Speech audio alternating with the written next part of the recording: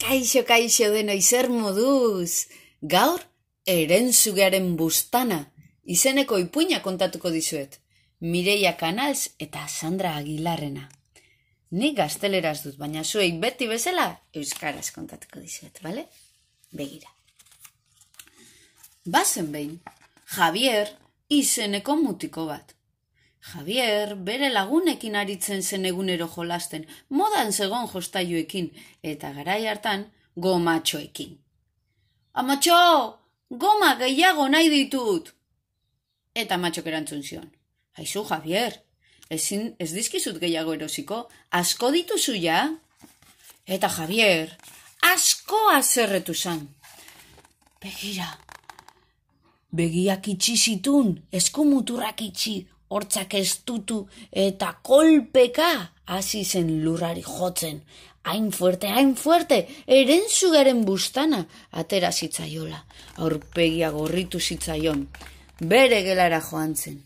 Ez zen konturatzen zer ari zen egiten, baina barko pirata bat hartu zuen, itsasuntzi pirata, eta pomba! Lurrera bota, eta hautsi egin zuen. Hartu zuen puskatutako jostailua, eta puskatutako jostailuen kutxan gorde zuen. Haserre zegoen Javier. Orduan, kojin pila hartzea erabaki zuen. Volteretak egin nahi zituen, txiribueltaka aritu nahi zuen. Eta kojin bat bestearen gainean ipintzen hasi zen. Sofako kojinak, oheko kojinak, denakin txirrista handi bat bezalakoa sortu zuen pasilloaren erdian, eta hantxe bertan txiribueltaka, saltoka hasi zen. Orduan, aitatxo etorri zen, eta esan zion, aizu, Javier, hau ez da ez tokia ez momentua, ipinitzazu kojin denak bakoitza bere tokian, eta jolastu zaitela zai. Javier berriz ere azerretu egin zen, berriro beste jostailu bat hartzera abiatu zen. Baina, oraingoan ez zuen jostailurik aurkitu. Denak puskatuta zituen jada. Orduan lurraren kontra hasi zen, ostikoka, golpeak ematen, oihuka, kasketa handi bat zuen. Amorraturik zegoen. Baina orduan bere logela iluntzen hasi zen, kobazulo batean bezala zegoen. Etzekien zer ari zen gertatzen. Hantxe, bere puskatutako jostailu guztiak aurkitu zituen Javierrek. Javier, nik ja ez daukat hilerik, ja ez naiz panpineder bat. Nik ez ditut gurpilik, esan zuen orduan kotxeak. Ja, ez naiz karreretako kotxe bat.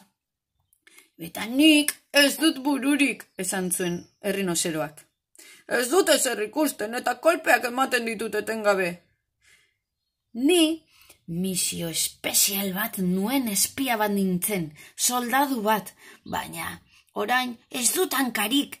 Eta ze misio beteko dut banik orain. Eta ni, esan zuen ipuinak orduan. Begiratu, neri azala puskatu zenidan, orain inorrek ezakitze izen buru dudan. Ze ipuin izangoten naiz. Negarre zeuden bere jostailu guztiak, apurtuta, ahaztuta, kutxa batean. Javier konturatu zen zer egin zuen, eta jostailuak banaka hartu, eta konpontzeari ekin zion. Ilea pegatu zion, panpinari, eta gurpilak kotxeari, rinozeruai, burua konpondu zion, eta soldadu espiari hankak jarri zizkion. Ipuina ere konpondu zuen, eta baita piraten itxasuntzia ere. Javier harrituta zegoen, etzekien ze gauzak egin zituen ordura arte, eta triste jarri zen, baina ja ez zegoen haserre. Javier ja ez zegoen haserre. Orduan argitasuna azaldu zen berriz. Gero eta argiago bere gelara itzuli zen. Bustana desagertu egin zitzaion, ez zegoen amorrazita.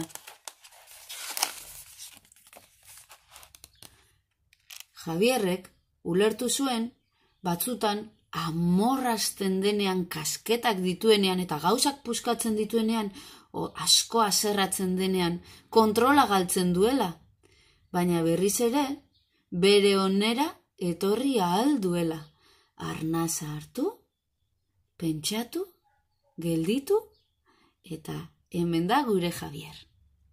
Ondo pasa, aio.